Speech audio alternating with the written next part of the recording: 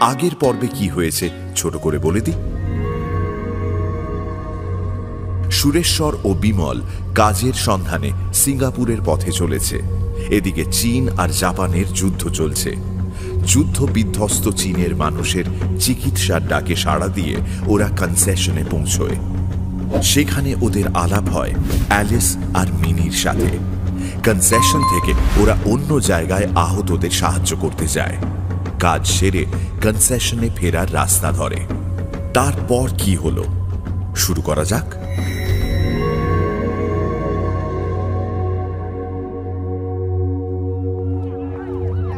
কনসেশনে ফেরার জন্য ওরা চ্যাংসো লিন অ্যাভিনিউ দিয়ে খানিকটা এসে পড়ল একটা জনবহুল পাড়াতে।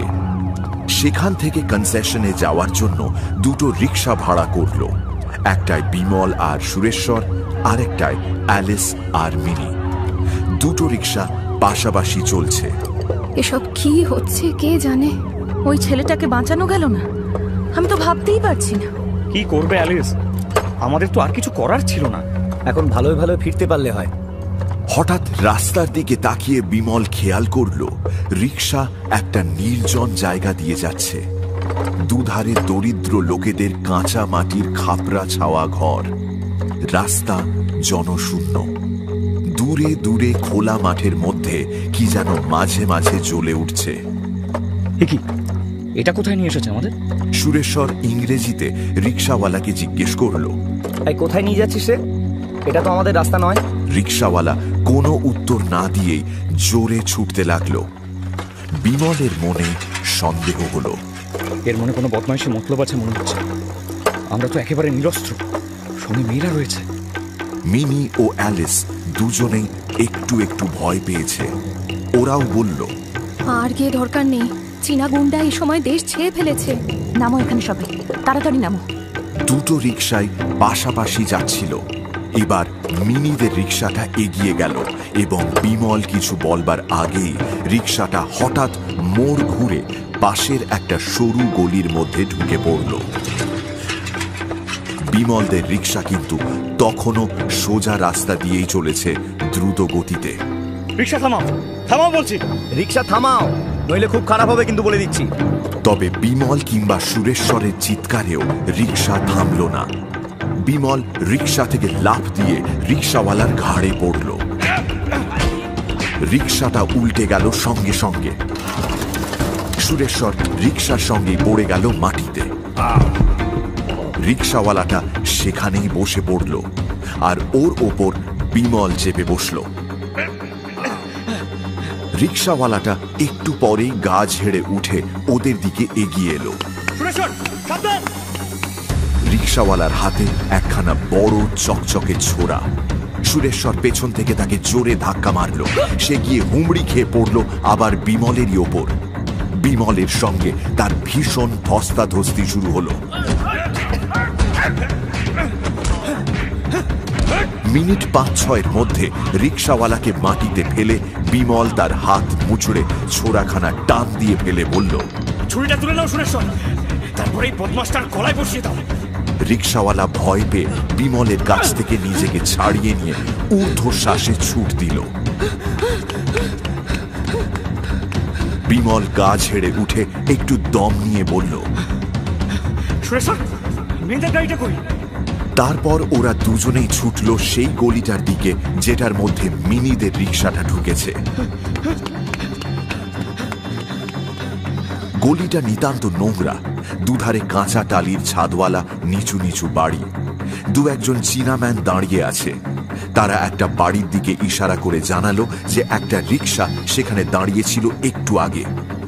বিমল আর সুরেশ্বর বাড়িটার সামনে গিয়ে দাঁড়ালো। কেউ আছেন? কেউ আছেন বাড়িতে?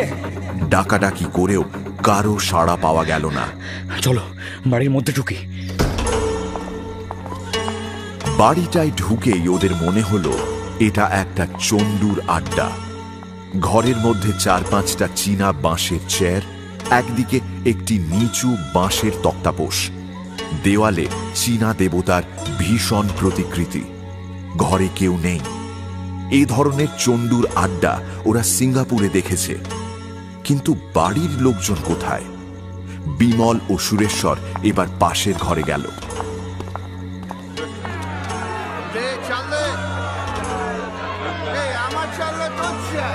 একটা বড় ঘরের মধ্যে অনেকগুলি লোক বসে মাজং খেলছে। বিমল বুঝতে পারল জায়গাটা শুধু চন্ডু নয়, নিচু শ্রেণীর জুয়াড়িদের আড্ডাও বটে।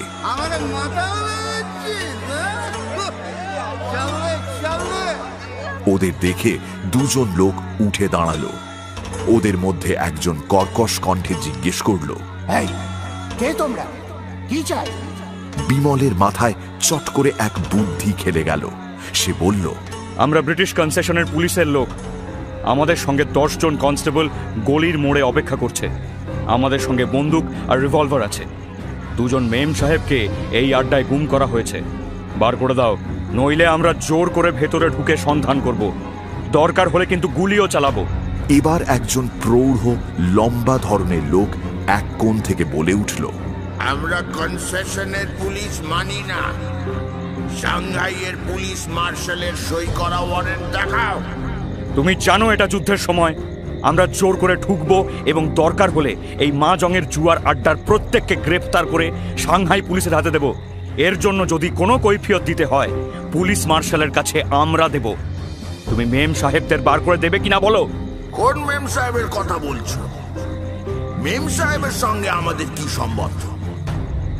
আমি ভাবছিলাম তুমি জুয়া আর চন্ডুর আড্ডা হিসেবে বাড়ি সার্চ করবে বলছো।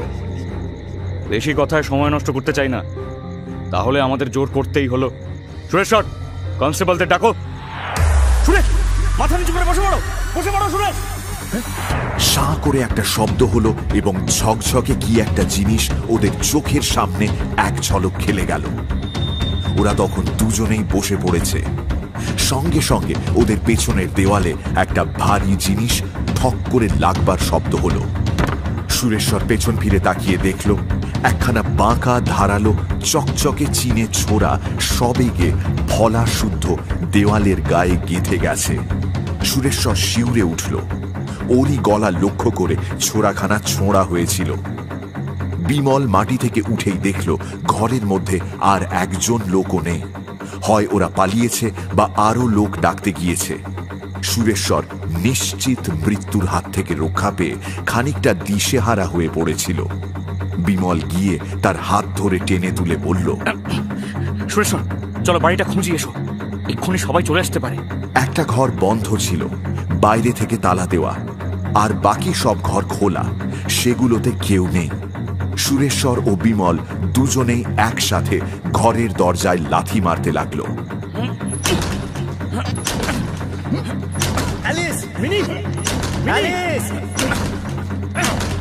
দরজা তো ভাঙছে না, যা শক্ত। দাঁড়াও, এই যে একটু ফাঁক আছে সেটা দিয়ে একটু দেখার চেষ্টা করি। না, মনে হচ্ছে না ঘরে কেউ আছে। সুরেশ্বর, মিনি বা অ্যালিসকে এভাবে হারিয়ে আমরা কনসেশনে ফিরে যেতে পারবো না। ওদের খুঁজে বার করতেই হবে। তবে ওরা যে এই বাড়িতেই বা এই ঘরেই আছে তারও তো কোনো প্রমাণ আমরা পাইনি। তবু এই ঘরের দরজা ভেঙে ভেতরটা না দেখে আমরা এখান থেকে অন্য জায়গায় যাব না। তুমি এক কাজ করো, আমি এখানে থাকি, তুমি বাইরে যাও, চীনা পুলিশকে খবর দাও। তাদের বলো কনসেশনে টেলিফোন করতে। দরকার হলে কনসেশনের পুলিশ আসুক। আজ রাতের মধ্যে ওদের খুঁজে বার করতেই হবে, নইলে তাদের ঘোর বিপদের সম্ভাবনা। তুমি দেরি করো না, চট করে বাইরে চলে যাও। তোমাকে একা ফেলে যাব? ওরা যদি দল পাকিয়ে আসে? তুমি তো নিরস্ত্র। আমার জন্য ভেবো না, মিনি অ্যালিস আমার চেয়েও অসহায়। সবার আগে ওদের কথা ভাবতে হবে আমাদের। সুরেশ্বর চলে গেল। উত্তেজনার প্রথম মুহূর্ত কেটে গেলে বিমল এইবার ব্যাপারের গুরুত্বটা বুঝতে পারছে ধীরে ধীরে। মিনি আর অ্যালিস নেই। গুন্ডারা তাদের ধরে নিয়ে গিয়েছে। যদি ওদের খোঁজ আর পাওয়াই না যায়, কনসেশনে মুখ দেখাবে কেমন করে? স্তব্ধ নির্জন বাড়ি, সাড়া শব্দ নেই কোনো দিকে। মাজং খেলার ঘরে একটি চীনে লণ্ঠন ঝুলছে।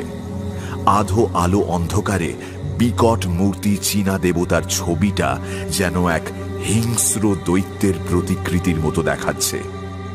বিমল ভাবে, আশ্চর্য, কোথায় কলকাতার শাঁখারিটোলা লেন আর কোথায় সাংহাইয়ের এক নিচু শ্রেণীর জুয়ারির আড্ডা। পরিস্থিতি মানুষকে কোথায় নিয়ে এসে ফেলে। বিমল আকাশ পাতাল ভাবছে। এমন সময় এক ব্যাপার ঘটল। রাস্তার আলো হঠাৎ যেন নিভে গিয়ে চারদিক অন্ধকার হয়ে গেল। এ আবার কি কাণ্ড! মিনিট 5-6 কি 10 পরে বাইরে থেকে কি একজন উত্তেজিত গলায় চীনা ভাষায় কি যেন বলল। মনে হলো যেন কাউকে ডাকছে। বিমল অবাক হয়ে ভাবল, গুন্ডারা ফিরে এলো নাকি। হঠাৎ দুজন চীনা ইউনিফর্ম পরা পুলিশম্যান বাড়ির মধ্যে খানিকটা ঢুকে রাগে ও গালাগালির সুরে চেঁচিয়ে কি যেন বলে উঠল। বিমল ভাবল হয়তো সুরেশ্বর পুলিশ নিয়ে এসেছে। ও এগিয়ে যেতে পুলিশম্যান দুজন একটু আশ্চর্য হল। তারপর উত্তেজিত কণ্ঠে মাজং খেলার ঘরের আলোর দিকে আঙুল দেখিয়ে বলল, এক্ষুনি আলো নেবাও। আমাদের বাঁশি শুনতে পাওনি? আলো জেলে রেখেছ কেন? সাংঘাই পুলিশ মার্শালের নোটিশ দেখোনি নাকি? রাত 11টার পর শহরে সব আলো নিভিয়ে দিতে হবে। Black out. বোমা ফেলছে জাপানিরা। আলো জেলে রেখেছি কেন? মানে আমি তো জেলে রাখিনি। এ আমার বাড়ি নয়। আমি তোমাদের সব বলছি। আমি কনসেশনের লোক, যুদ্ধের ডাক্তার। ভারতবর্ষ থেকে তোমাদের সাহায্য করতে এসেছি। আমরা 4 জনে হাসপাতাল থেকে বেরিয়ে এই পথে রিক্সা করে যাচ্ছিলাম। সঙ্গে ছিলেন 2টি মার্কিন মহিলা। রিক্সাওয়ালা তাঁদের নিয়ে কোথায় পালিয়েছে। আমাদের রিক্সা অন্য পথে নিয়ে গেল। তারপর আমরা এই গলির মধ্যে ঢুকে সন্ধান পাই এই বাড়িটার সামনে রিক্সাটা মেয়েদের নিয়ে দাঁড়িয়েছিল। আমরা বাড়িতে ঢুকে দেখি এটা মাজং জুয়ারিদের চণ্ডুর আড্ডা। ওদের সঙ্গে মারামারি হয়ে যাওয়ার পরে ওরা কোথায় পালিয়েছে। আমার বন্ধু পুলিশ ডাকতে গিয়েছে। তোমরা এসেছো ভালোই হয়েছে। এই তালাবন্ধ ঘরটা একটু খুলে দেবে? পুলিশম্যান দুজন আবার মুখ চাওয়াচাবি করল। এমন সময় বাইরে মোটরের আওয়াজ শোনা গেল। সঙ্গে সঙ্গে হুড়মুড় করে বাড়িতে ঢুকলো আগে সুরেশ্বর, পেছনে একদল চীনা পুলিশ, সঙ্গে একজন কনসেশন পুলিশ। সুরেশ্বর ঢুকেই বলল, টেলিফোন করে দিয়েছি কনসেশনে। পুলিশ মার্শালকে জানানো হয়েছে। এই একজন কনসেশনের পুলিশম্যানকে রাস্তায় দেখতে পেয়ে ধরে আনলাম। এদিকে আবার মহা মুশকিল। শহরে ব্ল্যাকআউট, আলো জ্বালাবার জন্য সব ঘুটঘুটে অন্ধকার। সবাই মিলে ধাক্কা দেওয়ায় দরজা ভেঙে পড়ল। বিমল সবার আগে ঘরে ঢুকল। পেছনে 6টা পুলিশ টর্চ জেলে ঢুকল। 3টে বড় বড় জ্বালা ছাড়া ঘরে আর কিচ্ছু নেই। মানুষের চিহ্ন তো নেই। একটু পরে কনসেশনের পুলিশ এলো। চীনা পুলিশের ডেপুটি মার্শাল স্বয়ং এলেন বহু লোকজন নিয়ে। ডেপুটি মার্শাল বললেন, শহরে ব্ল্যাক আউট, ঘুটঘুটে অন্ধকার চারিদিকে। এক্ষুনি জাপানিরা হাই এক্সপ্লোসিভ বম্ব ফেলবে, তারপরে ফসফেন গ্যাসের বোমায় বিষ ছাড়বে। এই অবস্থায় কি করা যায়? মেয়ে দুটোকে কোথায় আটকে রেখেছে, কি করে খুঁজি? কনসেশন পুলিশের কর্মচারীরা কাছাকাছি আরো 2-1টা এরকম চণ্ডুর আড্ডায় হানা দিল, কিন্তু কোথাও কিছু সন্ধান পাওয়া গেল না। ঘড়ির কাঁটা বলছে রাত 1:30। হঠাৎ শুরু হলো পরপর বিস্ফোরণের আওয়াজ। ইট টালি ছোটার শব্দ, দেওয়াল পড়ার, ছাদ পড়ার শব্দ, মানুষের চিৎকার, হইচই, কান্না, পুলিশের হুইসেল, মাথার উপর ঘর ঘর শব্দ। সব শুদ্ধ মিলিয়ে একটা সুপ্ত দৈত্যপুরীর দৈত্যরা যেন হঠাৎ জেগে উঠে উন্মাদ হয়ে বাইরে বেরিয়ে এসেছে।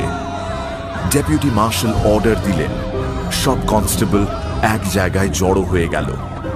অন্ধকারের মধ্যে টর্চ জেলে অট্টালিকার ভগ্ন স্তূপ অনুসন্ধান করে আহত ও চাপা পড়া মানুষের সন্ধান চলতে লাগলো।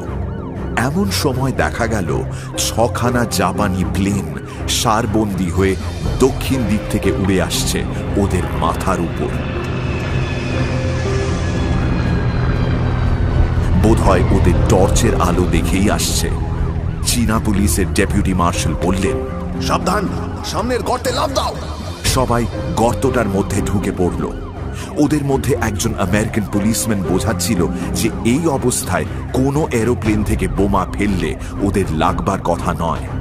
হঠাৎ দেখা গেল সেই 6খানা প্লেন ঠিক ওদের গর্তের ওপর এসে চক্রাকারে উড়ছে এবং ক্রমে নিচু হয়ে নামছে। যেন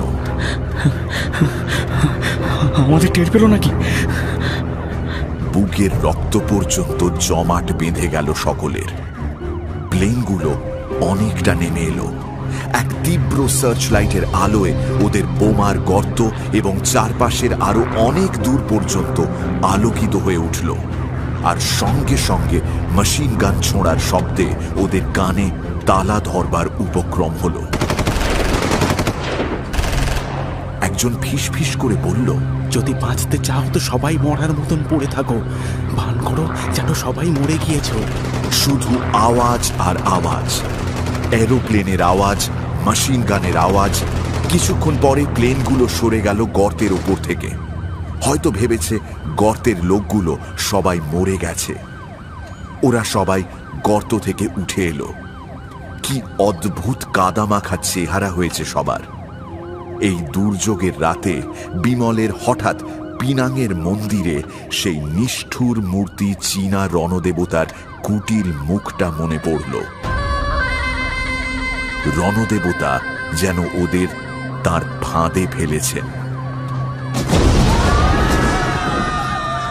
কাছেই একটা পল্লীতে 6টা বোমা পড়ল, আন্দাজ এক একটা 50 পাউন্ড ওজনের। পুলিশের ডেপুটি মার্শালের আদেশে ওরা সবাই সেদিকে ছুটল। আর সেখানে এক ভীষণ দৃশ্য। রাস্তায় লোকে লোকারণ্য। ভয়ের চোটে সতর্কতা ভুলে সবাই ঘর থেকে বেরিয়ে রাস্তায় এসে দাঁড়িয়েছে।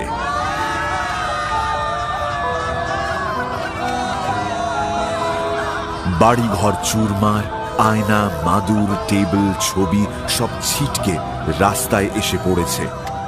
তারই মধ্যে এক জায়গায় এক প্রৌঢ়া মহিলার ছিন্ন ভিন্ন বিকৃত মৃতদেহ।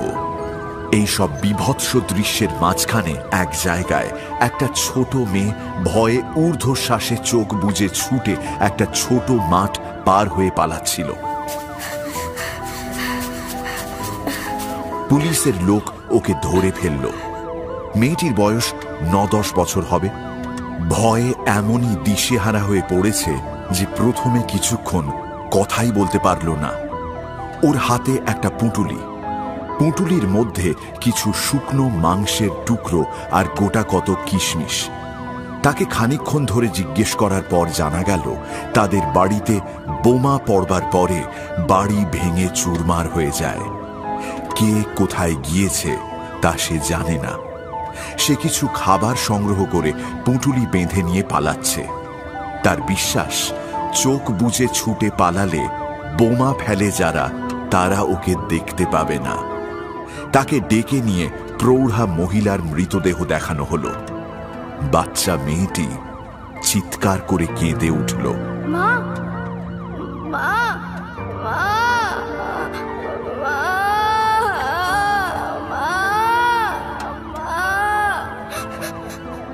ডেপুটি মার্শাল পাড়ার একজন লোক ডেকে মেয়েটির নাম ঠিকানা জেনে নিলেন।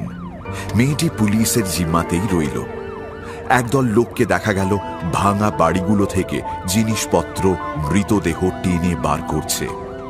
বিমল তাদের মধ্যে একজনকে চিনতে পেরে ছুটে গেল। প্রফেসর লি, প্রফেসর লি।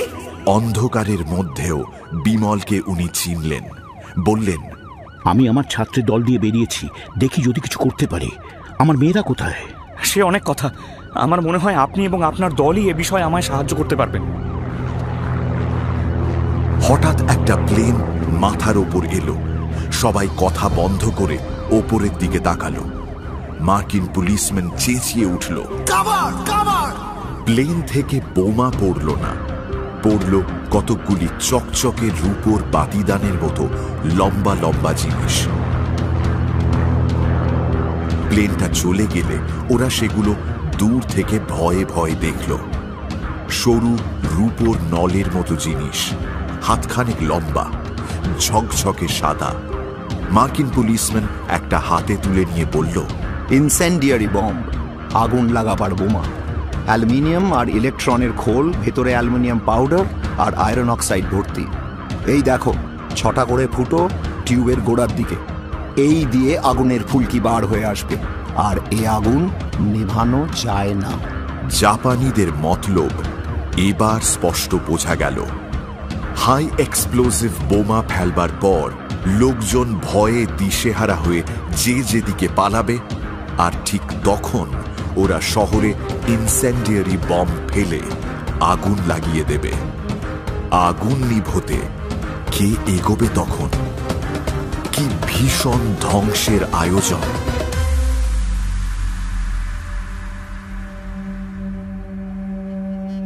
রাত কাটল একটা দুঃস্বপ্নের মতো। বেলা এখন 10টা, তবু সে দুঃস্বপ্নের ঘোর এখনো কাটেনি। প্রফেসর লি তখনও কাজে ব্যস্ত। চারিদিকে ধ্বংসস্তূপ থেকে লোকজনকে টেনে টেনে বের করছেন তিনি এবং তাঁর ছাত্রেরা। পুলিশও এসেছে, দুটো রেড ক্রসের হাসপাতাল গাড়িও এসেছে। আকাশে জাপানি বোমারু প্লেনগুলোর চিহ্ন নেই। এমন সময় একজন চীনা পুলিশ সার্জেন্ট মোটরসাইকেলে ছুটে এসে খবর দিল যে কনসেশন অঞ্চলে চীনা পলাতক মানুষদের সঙ্গে কনসেশন পুলিশের ভয়ানক দাঙ্গা আরম্ভ হয়েছে। প্রায় 10,000 লোক ইয়াংসিকিয়াং এর ব্রিজ পার হয়ে যাচ্ছিল। কনসেশন পুলিশ ব্রিজের ওমুখে মেশিন গান বসিয়েছে। তারা বলছে, এতজন পলাতক লোককে জায়গা দেবার স্থান নেই কনসেশনে। খাবার নেই, জল নেই, গেলে সেখানে দুর্ভিক্ষ হবে। কনসেশনের পুলিশ দলকে চলে যেতে উদ্যত দেখে বিমল বলল, আজই মিনি আর অ্যালিসের ব্যবস্থা আপনাদের করতে হবে। দেরি হলে ওদের খুঁজে বার করা আরো কঠিন হয়ে যাবে। চীনা পুলিশের ডেপুটি মার্শাল বললেন, আমি এক্ষুনি ব্যবস্থা করছি, ব্যস্ত হবেন না। বিদেশি গভর্নমেন্টের কাছে আমাদের দায়িত্ব অনেক বেশি। ডেপুটি মার্শাল বললেন বটে ব্যবস্থা করবেন, কিন্তু সেদিন শহরের এমন ভয়ানক অবস্থা গেল যে কে কার খোঁজ রাখে। মিনি ও অ্যালিসের উদ্ধারের কোনো চেষ্টাই হলো না। সারা দিন রাত এমনি করেই কাটল। রাত শেষে জাপানি নৌসেনা সাংহাই শহরের দক্ষিণ অংশ অধিকার করল। বিমল ও সুরেশ্বর তখন হাসপাতালে। ওরা কিছুই জানত না, তবে ওরা এটুকু বুঝেছিল যে অবস্থা গুরুতর। সারা রাত ধরে জাপানি যুদ্ধ জাহাজ থেকে গোলা বর্ষণ হল। রাত 3টে। এমন সময় ওয়ার্ডের মধ্যে কয়েকজন সশস্ত্র সৈন্য ঢুকল। বিমল দেখল এরা চীনা নয়, জাপানি সৈন্য।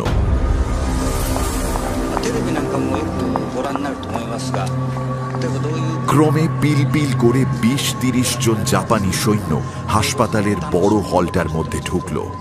চারিদিকে শোরগোল পড়ে গেল। রোগীর দল অধিকাংশই বোমায় আহত নাগরিক। তারা ভয়ে কাঠ হয়ে রইল জাপানি সৈন্য দেখে। বিমল একা আছে ওয়ার্ডে। হাসপাতালের বড় ডাক্তার খানিকক্ষণ আগে চলে গিয়েছেন। দুজন চীনা নার্স ভয়ে অন্য ওয়ার্ড থেকে ছুটে এসে বিমলের পেছনে দাঁড়ালো। হঠাৎ একজন জাপানি সৈন্য বন্দুক তুলল।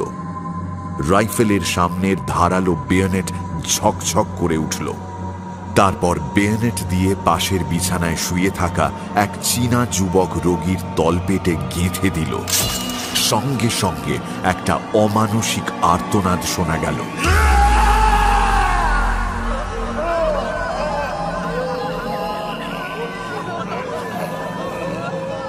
চারিদিকে রোগীরা আতঙ্কে চিৎকার করে উঠল। রক্তে ভেসে গেল বিছানাটা। বিমলের মাথা হঠাৎ কেমন হয়ে গেল এই নিষ্ঠুর হত্যাকাণ্ড দেখে। সে এগিয়ে এসে ইংরেজিতে জিজ্ঞেস করল, তোমরা কি মানুষ না পশু? জাপানি সৈন্যেরা ওকে ঘিরে দাঁড়িয়ে বন্দুক তুলল। বিমল চোখ বুঝল। ও বুঝল এই শেষ। এমন সময় বিমলের কানে গেল পেছন থেকে একটা সামরিক আদেশের ক্ষিপ্র, স্পষ্ট, তীক্ষ্ণ সুর। বিমল তাকিয়ে দেখল দরজার কাছে দাঁড়িয়ে আছে একজন জাপানি সামরিক কর্মচারী, লেফটেন্যান্টের ইউনিফর্ম পরা। সৈন্যেরা ততক্ষণ বেয়নেট নামিয়ে এক পাশে দাঁড়িয়েছে। জাপানি অফিসারটি বিমলের দিকে তাকিয়ে ভাঙা ইংরেজিতে বলল, তুমি আমাদের সৈন্যদের গালাগালি দিয়েছ। তোমার সৈন্যরা কি করেছে তা আগে দেখো। এটা রেড ক্রস হাসপাতাল, এখানে কোনো যোদ্ধা নেই। অকারণে তোমার সৈন্যরা আমার ওই রোগীটিকে খুন করেছে বেয়নেটের ঘায়ে। জাপানি অফিসার একবার তাচ্ছিল্যের ভঙ্গিতে রক্তাক্ত বিছানা ও মৃত রোগীর দেহটার দিকে চেয়ে দেখল এবং তারপর সম্ভবত ভর্ৎসনার সুরে সৈন্যদের কি সব বলল। তারপর বিমলের দিকে তাকিয়ে বলল, তুমি কোন দেশের লোক? ভারতীয়। রেড ক্রসের ডাক্তার? না, আমি চীনা মেডিকেল ইউনিটের ডাক্তার। ও, চীনেদের সাহায্য করতে এসেছো ভারতবর্ষ থেকে? হ্যাঁ। আমার সৈন্যদের অপমান করার সাহস কি করে হয় তোমার? আমার সামনে আমার রোগীকে ওরা খুন করলো, আমি তার প্রতিবাদ মাত্র করেছি। হঠাৎ জাপানি অফিসারটি ঠাস করে একটা চড় মারল বিমলের গালে। পরক্ষণেই এক ক্ষিপ্র তীক্ষ্ণ স্পষ্ট সামরিক আদেশের সুর শুনল বিমল, আর সৈন্যরা ওকে ঘিরে ফেলে পিছমোড়া করে বাঁধল চামড়ার কোমর বন্ধ দিয়ে। তারপর ওকে নিয়ে হাসপাতালের বাইরে চলল রাইফেলের গুঁদোর ধাক্কা দিতে দিতে।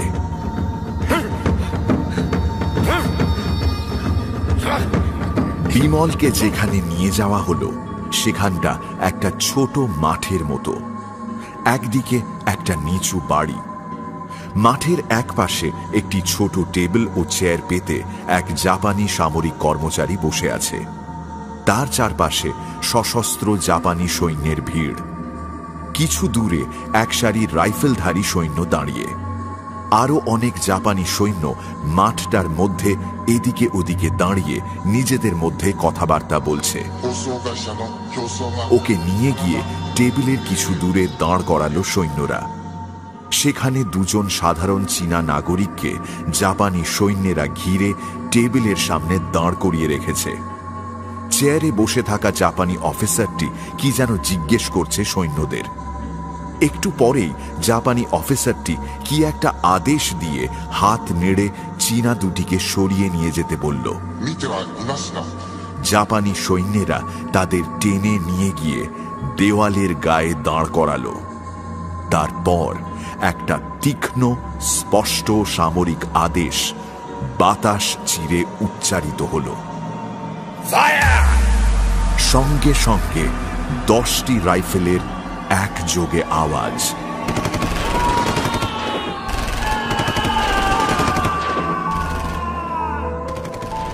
বিমল চোখ বুজল। যখন সে চোখ খুলে তাকালো তখন দেখল চীনা দুজন উপুড় হয়ে পড়ে রয়েছে। দুজন জাপানি সৈন্য তাদের মৃতদেহের পা ধরে হিঁচড়ে টেনে একপাশে রেখে দিল। মানুষকে মানুষ যে এমন ভাবে হত্যা করতে পারে বিমল তা আজ প্রথম দেখেছে হাসপাতালে, আর দেখল এখন। দলে দলে চীনা নাগরিকদের টেবিলের সামনে দাঁড় করানো চলতে লাগলো। তারপর তাদের হত্যা করাও সমানভাবে চলল। বিমল ভাবছিল এরপর নিশ্চয়ই তার পালা। এই দূর বিদেশে এখনই সে মারা যাবে। মা বাবার সঙ্গে আর দেখা হলো না। হয়তো তারা জানতেও পারবেন না যে তার কি হয়েছে। শুধু একখানা চিঠি যাবে তাদের কাছে, তাতে লেখা থাকবে তাদের ছেলে মিসিং, খুঁজে পাওয়া যাচ্ছে না। কিন্তু অ্যালিসের কি হলো? অ্যালিসের সঙ্গেও আর দেখা হবে না। অ্যালিসকে বড় ভালো লেগেছিল। কোথায় যে তাকে নিয়ে গিয়ে ফেলেছে। বেচারি অ্যালিস, বেচারি মিনি। এদিকে মৃতদেহের স্তূপ জমা হচ্ছে। বিমলকে এইবার দুজন জাপানি সৈন্য নিয়ে গিয়ে টেবিলের সামনে দাঁড় করিয়ে দিল। জাপানি সামরিক অফিসারটি ভাঙা ইংরেজিতে জানতে চাইল কি হয়েছে। বিমল পুরো বিষয়টা তাকে জানালো। বিমল জানে সে ভারতীয় হয়ে কিভাবে চীনে এসেছে। সেই সত্যিটা প্রকাশ পেলে